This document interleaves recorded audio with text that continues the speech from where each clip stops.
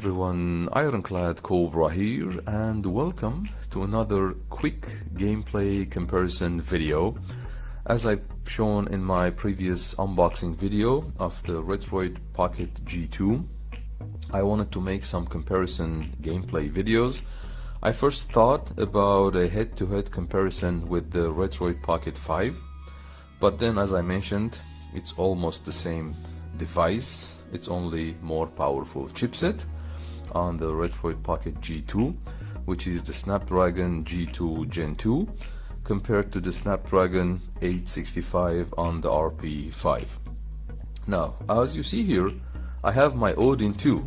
So if you're asking why an Odin 2 with Retroid devices, let me tell you, since I don't have the Retroid Pocket 6, which is going to ship in January next year, I thought of showing or showcasing the Odin 2 because the Odin 2 has the Snapdragon 8 Gen 2, which is the same chipset that's coming on the Retroid Pocket 6. So I thought maybe I can show you three different performance or three different chipsets: the 865 from the Retroid Pocket 5, the G2 Gen 2 on the Retroid Pocket G2, and the 8 Gen 2 on the Odin 2, which, as I said, will be the same chipset on the Retroid Pocket 6. So you'll have an idea of how the performance is. So what I'm going to do in this video, I'm going to play the same game, the same settings on all these three devices, okay, just for a fair comparison.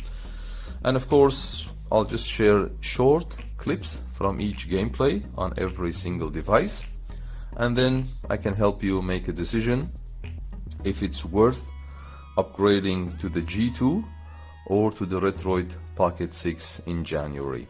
Now, just to mention, the Retroid Pocket G2 is shipping now, so if you are looking for a gameplay or a nice Android device during the holiday season, it might be worth considering, whereas the Retroid Pocket 6 will start shipping in January. Okay. Now, as you see in these three devices, I'm using Daijisho as a front end. It's my favorite Android front end, and I use it on all my Android devices. As you see on my videos, you can get it for free from the Play Store. The emulator I'm using is the red version of Nether SX6. I think after doing some tests or using the Aether SX2, the blue version, I found the Nether SX2, the red version, a bit better. So I'm using that emulator. Of course, you can get it from their website. You can download the APK file directly from their website, and you can run it on your device. I'll include all this info in the video description. My ROM file type, or my PS2 ROMs, are CHD files. Unfortunately, I always tell you on my videos, I cannot share any links to download ROMs or BIOS files because they are copyrighted. But if you do a simple Google search, you'll be able to find them. My emulator settings are on default. My GPU renderer from the emulator settings is on OpenGL. It's not Vulkan. I found a bit better performance on OpenGL.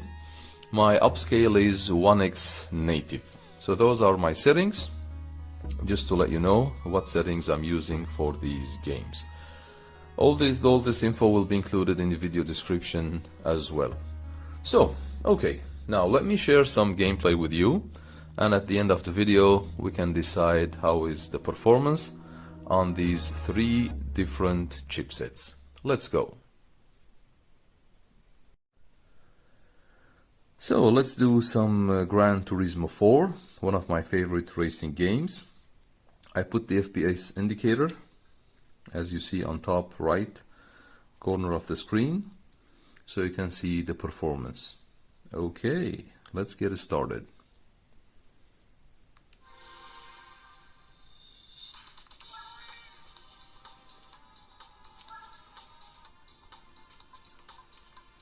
I'll choose an easy track.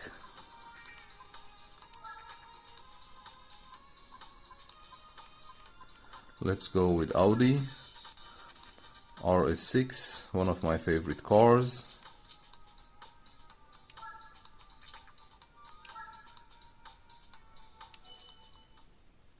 Okay, let's go.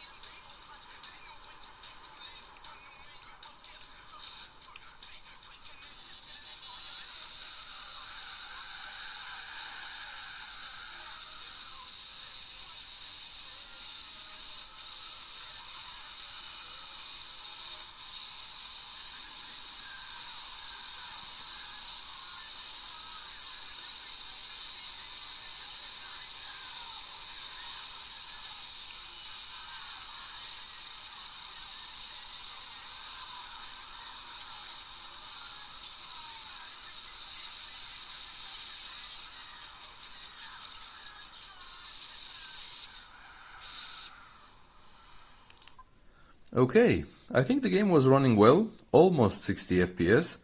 There was once a frame dip or frame skip, I think, but I think in general the game was running well. This is the RP5 with the Snapdragon 865. Now let's try the same game on the Retroid Pocket G2, Gran Turismo 4 on PS2.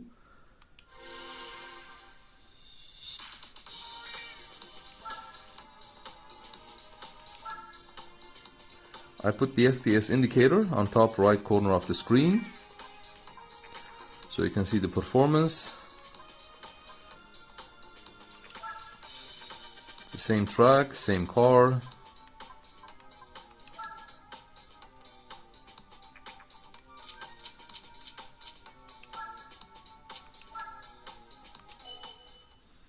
And let's go.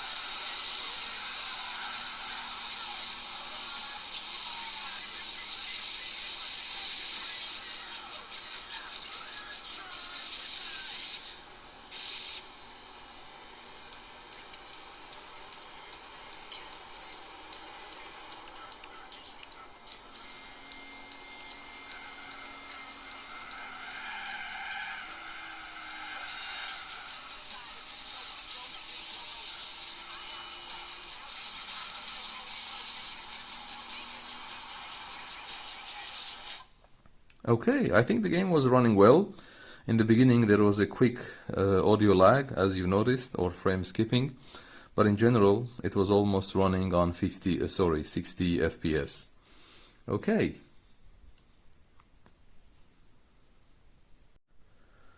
Now let's try the same game, Gran Turismo 4, on the Odin 2.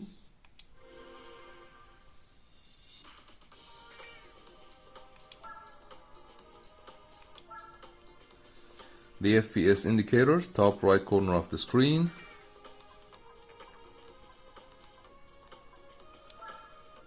Same track, same car.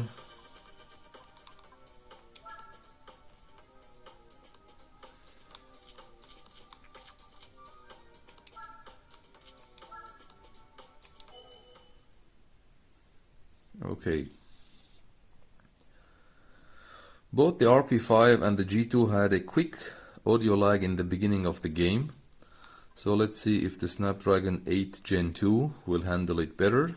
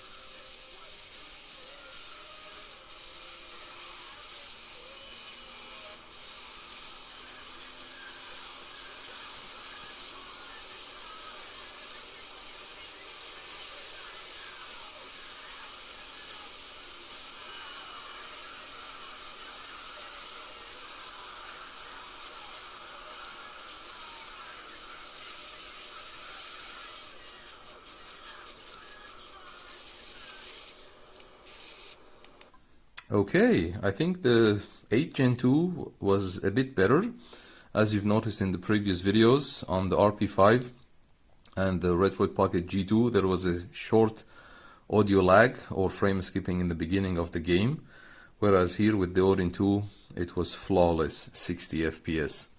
As I said, this is the same chipset that will come on the Retroid Pocket 6 in January. Okay. Okay, let's see. After doing the gameplay videos, as you have seen, actually, surprisingly, the performance is very close between the Snapdragon G2 Gen 2 on the Retroid Pocket G2 and the Snapdragon 8 Gen 2 on the Odin 2, which is the same chipset that's coming on the Retroid Pocket 6.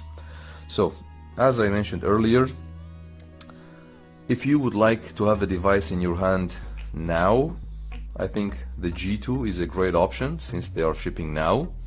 But on the other hand, as I mentioned in my unboxing video as well, it would be more, I think, my personal opinion, it would be more, I think, likely to upgrade to the Retroid Pocket 6 with the Snapdragon 8 Gen 2, because you are getting a bit of more power or a bit of more performance, as well as a bigger battery on the Retroid Pocket 6.